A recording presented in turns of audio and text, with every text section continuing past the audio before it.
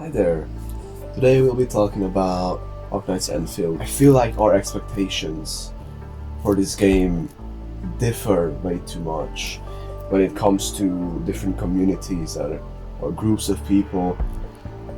I obviously don't want to generalize, but many people just want the game to remain as close to the original Arknights IP as possible, while others want it to reach different heights, to reach different audiences, and I don't think there's necessarily a problem with either expectation.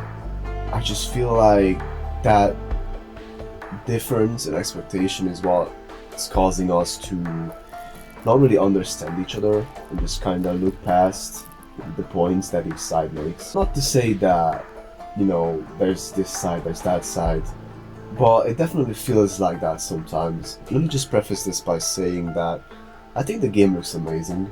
The story, the characters, the exploration, the environment, they all look really good. The combat looks good as well, in my opinion. They improved a lot on that. And I think the factory system looks pretty fun as well. However, many people seem to have a problem with the blueprint that they introduced, and the argument for that was often, well, if someone can just do it with one click of a button, then why should I bother? And it's gonna turn away people who might have enjoyed it while trying it if there wasn't a one-click button.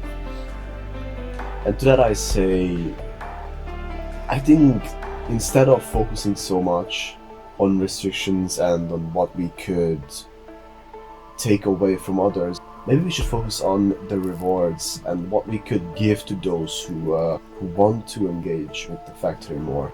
But first, let's just say that we do want to still restrict. Then I think the most plausible solution would be to maybe put the blueprints behind like a level. Like, let's say you can unlock the blueprints at level 50. By that point you'll have a basic factory built, and you would have had to learn at least the basics.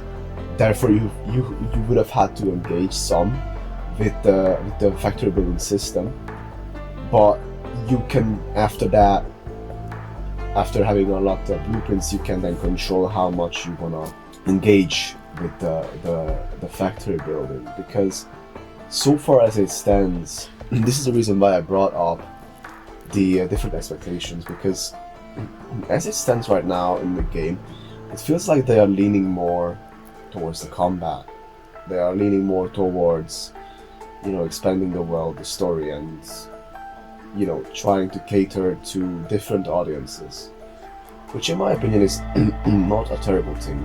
It's not like they'll stop catering to the factory builder side of things, or like the more strategy side of things. I think they'll just do both. Really, like I think they can do both. However, the way that things were said or presented in the live stream did feel a bit like they weren't gonna expand too much on the factory side, which I do feel is a bit of a shame, because I do think that it is a nice part of the game, and it is something that differentiates them from other games. But we'll just have to see, I guess. With the copy and paste, I think that's fine. I think that's wonderful, in fact, with the way you can just like copy and paste your own base. The problem comes in when you can copy others', I feel. But even that would be fine if it wasn't like the entirety of the base. I feel like that's just really people's main problem, that you can just copy the entirety of someone's base. Maybe just making it so that it's just like a line on like one part, one construction part. Maybe you can only copy someone else's if they gave the code to you. So like you know, you cannot copy just someone's that you see on the internet. You have to like get the code from them, you know, or something like that. But I still don't think it's like as big of a deal as people make it out to be. Like, I get why it feels a bit disheartening to kind of have that backdoor for others, but like, I really think it shouldn't really take away from the experience, because like in Nier Automata, others can play at the insane difficulty, I don't know what it was called, the hardest difficulty, and then clear the same game that I will clear on easy mode.